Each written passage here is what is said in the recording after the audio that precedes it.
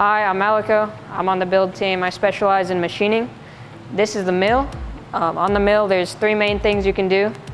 You can drill using a drill chuck.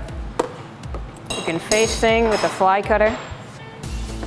And then you can mill things, as is the name, a mill. And when you're putting these in, you want to make sure, obviously you got it lined up right. And then get it in nice and tight.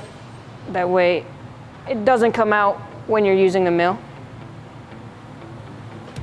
And yeah, so these handles you can pull out and make them go in. That way when you're running it, you don't get whacked by a handle if you're standing too close. So that's a good tip. And always just be careful and make sure you're wary of this when you're using the DRO, moving the mill around.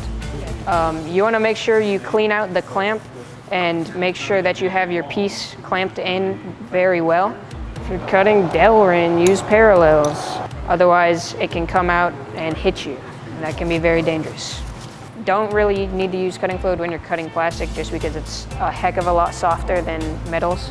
But when you're using metals, you want to use cutting fluid to make sure that your parts end up well and that you don't mess up any of the bits. So when you're using the mill, you have to use different speeds when you're drilling or milling or facing things.